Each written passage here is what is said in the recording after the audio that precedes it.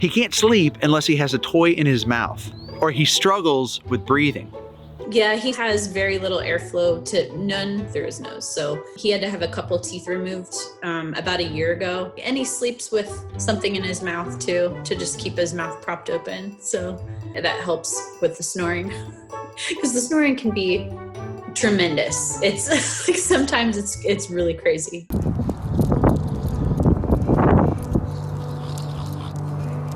He was kicked in the face, and so had just his nose was really swollen. He was about 10 weeks old at the time. And then the vet realized that they didn't have the equipment necessary to help him. There's a clinic in LA that he was at for weeks and weeks where he had multiple surgeries on his face. I found myself like coming back multiple times a day just to see if they had updated on him. Something about him kind of hit my heart, and they were going to put him up for adoption. And I thought, oh my God, this is my dog. I have to apply for him. Weeks later, I checked my email. I had a message in there that said, "We think that you might be a good match for Angus." And I just was like, I almost fell over backwards. I just couldn't even believe it. It was surreal. But Laurel knew that it wasn't a done deal yet, because if her other dog, Jen, didn't like him, then it wouldn't work.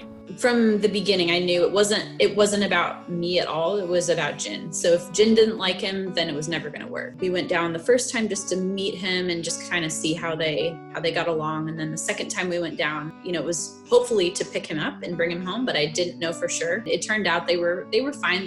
She was kind of indifferent to him in the beginning, and they've lived together now for a year. Angus likes to snuggle more than Jen does. So he's always he'll get up next to her and then she'll move away or whatever. So we're still working on that. When they don't see each other for a minute, the tails are wagging. And so they definitely, they've gotten to love each other now. Now, Angus lives a happy life with Laurel and his first siblings while being the loudest, messiest dog of all time. Part of his nose not working is he doesn't process dust and things like that. So he has a lot of snot, lots of boogers. And I was like, it's just boogers, right? Like no big deal. There were boogers everywhere. There still are boogers everywhere.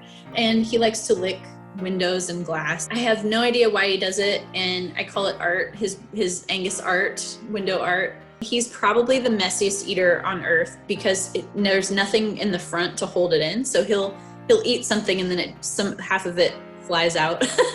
It's messy. It's just part of his little personality, and he's perfect, just how he is. If you love Angus as much as I do, make sure you subscribe, turn on notifications, and definitely comment down below. I will respond to as many of them as I can.